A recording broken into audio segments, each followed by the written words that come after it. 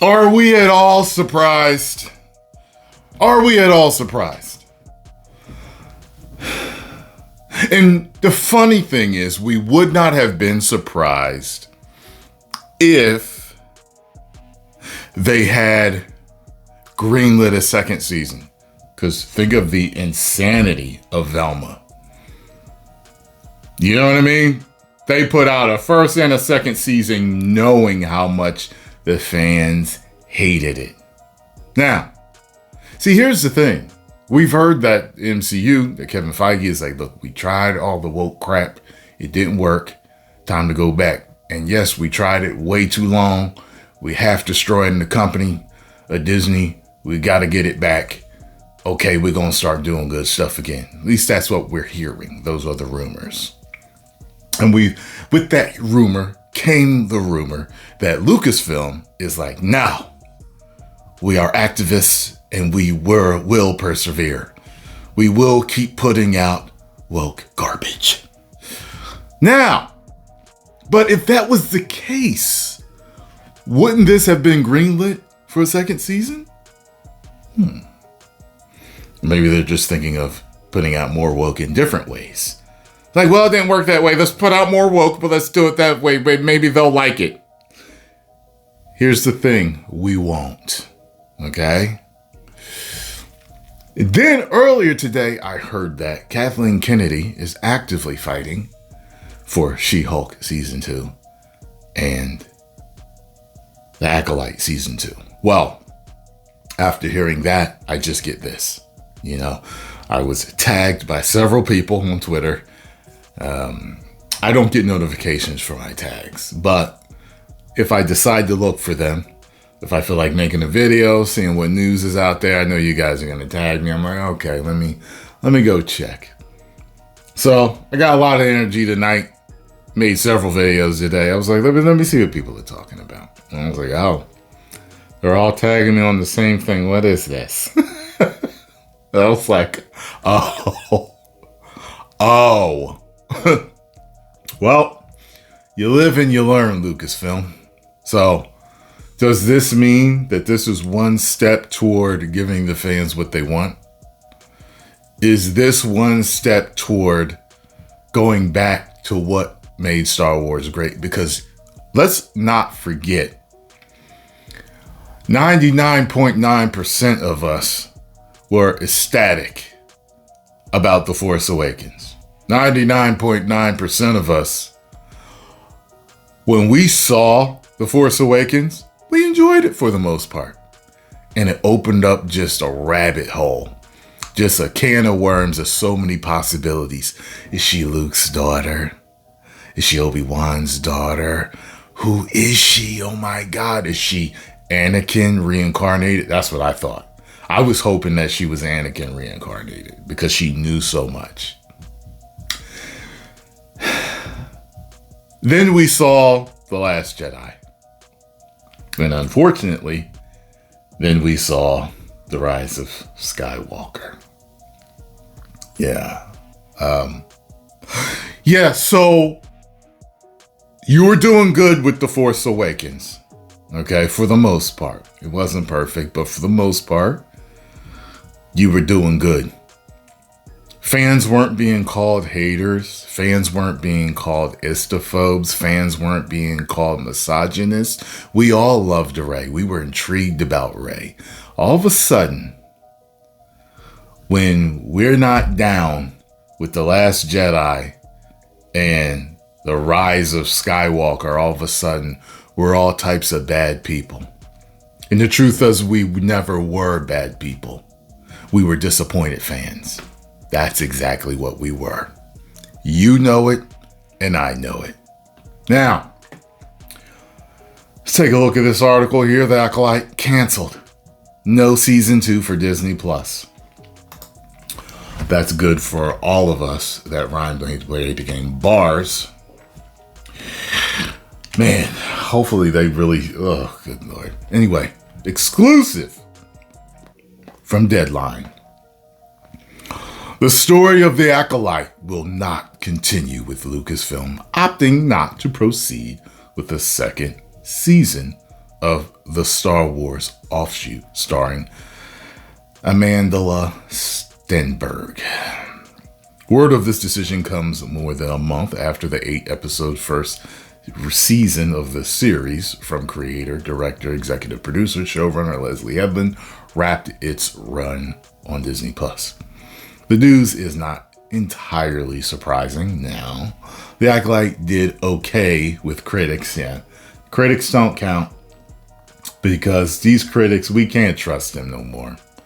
You know what I mean? Like for years we've been dealing with this in the dark times, also known as the woke times. You know what I mean? Too much shilling for this stuff. So it's like we can't trust them anymore. So who do they come to? They come to people like me on YouTube that do movie reviews, but they know aren't being paid. All right? Aren't being paid, aren't being sent a box of goodies to give a good review. We're not getting in to see special screenings of anything.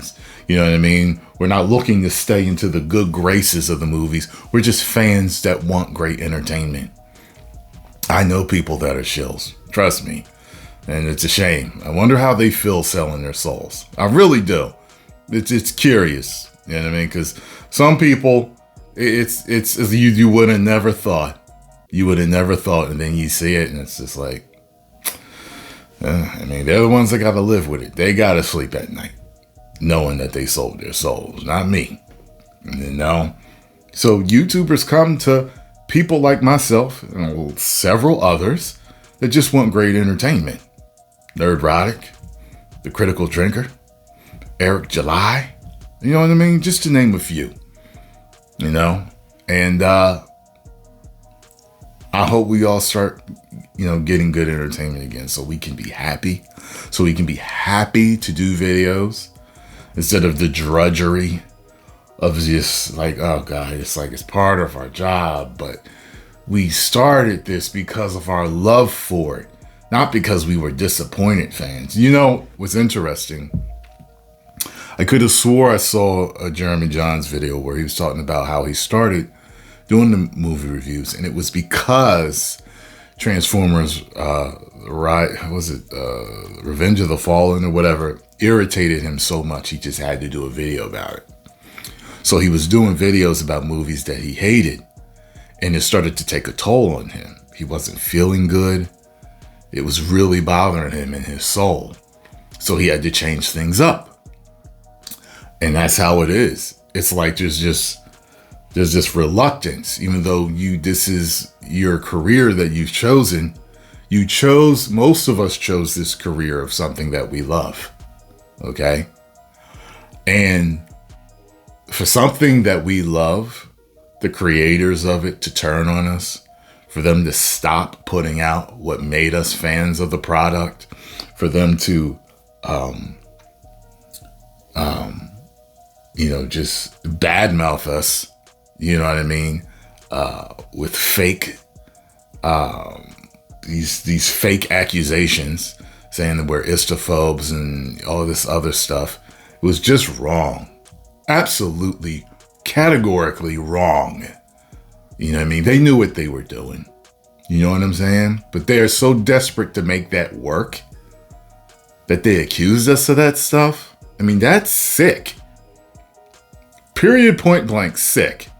And we're just fans that wanted good entertainment. It doesn't make sense, you know? We want to go back to reviewing things that make us happy. The news is not entirely surprising. Driven by interest into the venerable franchise, The Acolyte got off to a strong start. No, it didn't. When it launched June 4th with 2 episodes generating 4.8 million views in its first day on the streamer to rank as the biggest series premiere on Disney Plus this year. Yeah, this year. The tally rose to 11.1 million views globally after 5 days of streaming. Corroborating Disney's data. The series made its debut on Nielsen's Top 10 Originals chart in its premiere week at number 7, 488 million minutes viewed, and climbing to number 6 following week. But the Acolyte could not sustain the momentum. Yeah, people were tuning in to see how bad it was. Dropping out of the top 10 in week 3 and staying off before returning after the release of the finale at number 10. 335 million minutes, believed to be the lowest of a Star Wars series finale. Yeah, nobody cared. It was just boring. It wasn't even, people were talking about how it was going to be woke and everything, but after we started watching it, we were just like, wow, it's just not good. It's just really boring. Like, we've seen woke stuff that's like good. It's very rare, but every once in a while you'll see one that's just like, it was woke, but it was actually good. It's rare to see, but like fellow global streamers, Netflix and Prime Video, Disney Plus has a high viewership threshold for renewing high-end big budget series that cost well above $100 million per season to make. In interviews, Hedlund has revealed that she has pitched her ideas for a second season and has shared her hopes for renewal. Lucasfilm, first and most successful. You know what? You should have never messed with Anakin being the one and only chosen one. Should have never messed with that. That's a major fumble right there. You mess with the lore like that. Like, people are more bothered by that than they were like with the thread. The thread, you could look at it as two different views of the Force. I could let that go. But then you mess it in and like, I'm a fan, but I knew when I saw that they created those girls before Anakin was, it's like, okay, the super hardcores, you're in trouble now. And I just no way they could say that they didn't know that the backlash was coming. They should have made it and prepared to build the preparation for the backlash should have been built in. All of you get ready. Okay, we're releasing the first series today. Are all of you ready? Do not go online. Do not read the reviews. Lock your Twitters. Hide your wives. You know what I'm saying? Like, come on now. The Acolyte is a mystery thriller that will take viewers into a galaxy of shadowy secrets and whatever. I'm not reading the rest. Just like one more paragraph. Here's the point. It should have been about, after watching it, it should have been about Smilo Ren.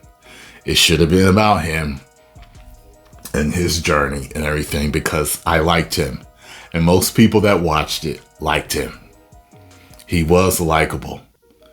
And they could have patterned it all around him and, being cast out by the Jedi. And they could have really made something good. Because, the lightsaber, that big one, that big fight was pretty good. It was not better than no damn Duel of Fates. It wasn't better than Anakin and Obi-Wan. You don't even try that. But it was good. Now, I know some sword experts broke it down and they were like, no, it's not as good as what you think.